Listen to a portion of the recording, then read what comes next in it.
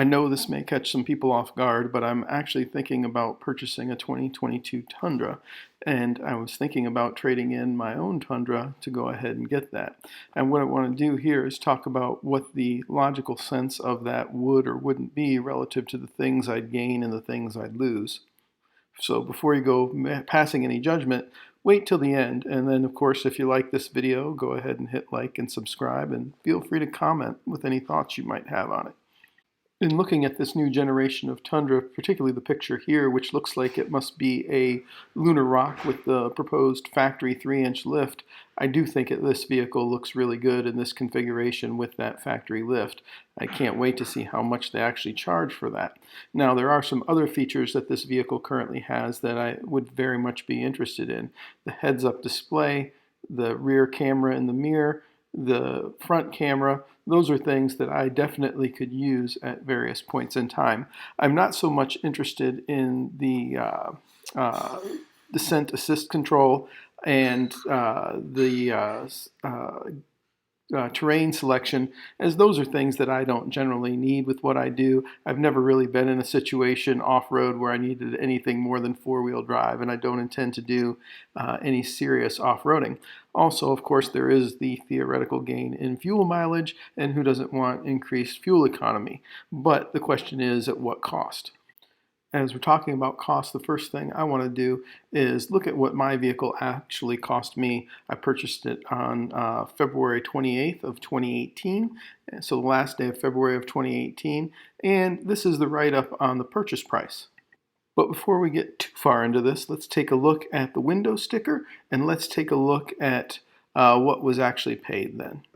So I want to take a look at this original window sticker from my truck. If we look, we can see I have a Tundra 4x4 Platinum Crew Max. I bought this vehicle new. I think it had 6 or 7 miles on it. I can't remember when I purchased it, something very, very low. First thing I want to call your attention to, even though we're going to talk about price, so I want you to see something right here. I frequently hear this quoted online. People will say 13 city, 17 highway, and then they'll say 14 combined. Mine says 15 combined. I just think that's interesting, and I think when you're comparing this to any of the newer vehicles that are certainly getting better MPGs, I think you want to know, what am I getting for that 15 in terms of capability versus what am I getting from the others? Now, what I really came here to talk about was cost today. And if we look, we can see right here, purchase price was $50,130. For the sunroof, it was an extra $850. And then $12.95 destination, so $52,275 was the total, and you can see it over there, $52,275. No other additional equipment. Then we look at this that was in the window, this piece of garbage. So they had accessory package plus listed at $16.95. They scratched off the bed liner because the bed liner wasn't in the truck. However, we negotiated a bed liner to be placed in the truck, so they scratched it out here, but that was negotiated to have them do that, and they paid for an independent shop near my hometown to do that. Then they charged for nitrogen and the door edge guards. Now the door edge guards are nice. They're little plastic pieces on the guard, on the edge of the doors. Maybe I'll show you that here in a minute. Then these floor mats, whatever else. The wheel locks. I hate the frickin' wheel locks. I don't know anybody that likes the wheel locks. I'm really not worried about somebody stealing my stock Tundra Platinum, but I worry every day about losing that wheel lock. I guess I should buy some other lugs. And then I don't even know what the inlay means, whatever else. But anyway, their final total number there was $54,868. So let's first discuss here what I actually paid for the vehicle. Now, on the invoice here, if you look at the top line, what you can see is that there was a $489 documentation fee, and that the final price there was $48,829. So essentially, I paid the $48,400 and or whatever it is.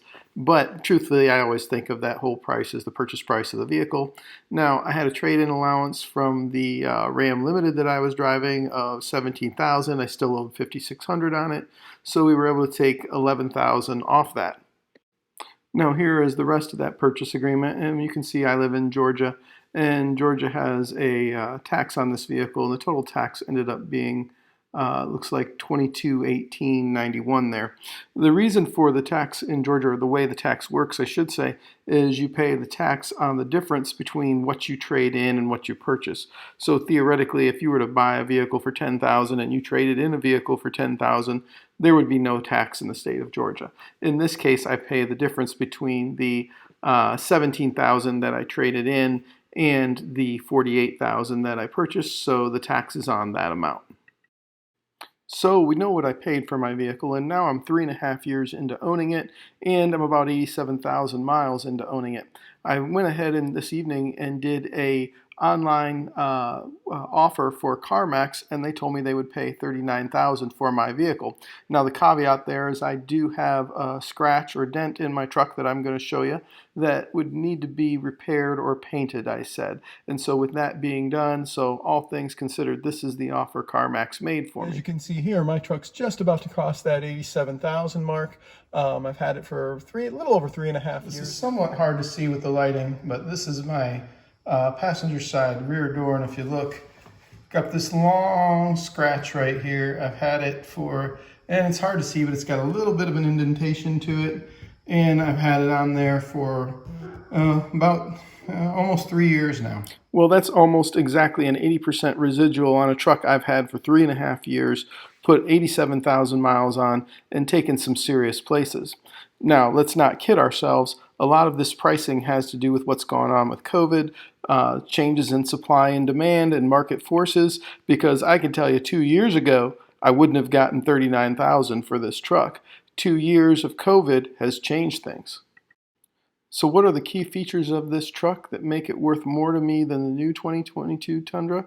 Well, first off, it's the 38-gallon fuel tank. I go a lot of places with a travel trailer. I need range and I need confidence that I'm going to get there, and the new 32-gallon or 22-gallon gas tanks aren't going to do that for me, especially not with my trailer in tow. The other thing that I really would miss is the 4.3 rear axle. I think it's ideal for towing heavy with a half-ton. I could maybe see it going down to a 373 like Ford, since Toyota did everything else like Ford, but that isn't there. It's only a 3.31, and that just isn't going to do it. Well, as of the timeline of this vehicle, Toyota hasn't released pricing on the new Tundra, but here's where I think a similarly priced Platinum Tundra would be if Toyota comes out. This is actually a Ford F-150 sticker for a Lariat. It's a Lariat with the Power Boost engine. It's got the FX4 package, and this is where I believe Toyota will be. And if you look there, you can see it's $64,000 and change. A lot of people speculating a lot of different numbers. I hear people still saying stuff in the 50s or right at 60. I hear people saying 70 or mid 70s. I'm guessing that the upper level trims, the Platinum, the 1794 and the TRD Pro all come out to be right about into the mid 60s. Now, with those things I mentioned earlier, the things like the heads-up display, the rear view mirror camera, the improved gas mileage, would they be enough to cause me to trade in this truck that I love, that I know has performed so well? The answer is no, it wouldn't. But what it might cause me to do is trade in the other Tundra I own. And I don't talk about that one very much because it's not the one I drive. It's the one my son drives. And it's a great truck. It's a 2015, but there are some things I would rather change about it. It's two-wheel drive. It is a XSPX package, which is a great package. But it also, just not having the four-wheel drive is a big deal. It also only has the 26-gallon gas tank in it. And changing that out, if you've watched my videos, you know is a very big deal to me. Now, before you say, wait, no way, you should trade in your Tundra or your son's Tundra for 2022, let me explain. My ultimate plan was maybe to trade mine in to get something with less mileage on it, perhaps a 2018 to a 2021 with fewer miles than I currently have. I was also interested in, if I got the 19 through 21, putting in a trans cooler myself and doing the reviews on that.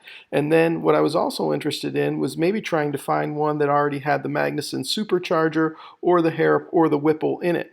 And what I would be interested in is either a Platinum or a 1994. And I really would hate to give up my truck, but trading in my son's, which is two-wheel drive and has the 26-gallon gas tank, makes a lot more sense to me.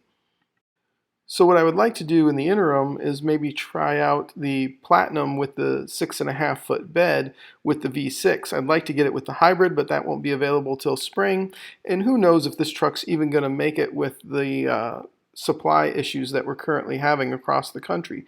But if it does make it, I'd like to get it before the end of the year. And who knows, maybe even trade it in once the hybrid comes out and try that one for a while. And eventually, when I'm done with both of them, trade them in and go back to a Platinum or 1794 with the Harrop or the Whipple or the Magnuson supercharger in it. So this was my grand plan, to go ahead and get some real reviews from a real user on both the twin turbo V6 by itself as well as a twin turbo with the hybrid engine, and then ultimately go back to a second gen with the engine combination that I really wanted. Unfortunately, things don't always work out the way you plan, and my son called me on Friday and said, parked at college, same place he always parks, swung backwards, doesn't know what he was thinking, and did this to his front fender. Now what I've got to decide is, what do I do? Probably try to get that fender fixed first and then take it from there. Since I'm thinking about trading this truck in, what I might do is see if I can get a dentless repair shop to take a look at it, and hopefully it won't be something too costly. So in the end, would I take a vehicle that's held its value very, very well, albeit in one of the strangest economic times we've ever had, and trade it in for a truck that has some major flaws to it relative to things I want, like a larger gas tank, a bigger cab, and a bigger rear axle? No, I wouldn't. I wouldn't spend the extra 25 grand to get those simple gadgety things like the rear view mirror camera, the things I don't really necessarily need but would like to have.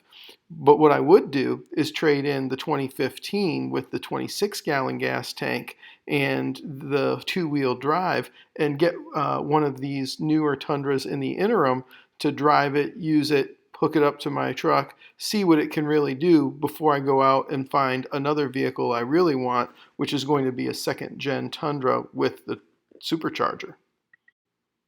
If you found this interesting, feel free to comment below. Feel free to tell me about how bad the superchargers are. I'd like to know before I potentially make that mistake. But if you love the supercharger, if you tow with it, I'd love to hear about how that does for you as well before I jump in and try to make that investment.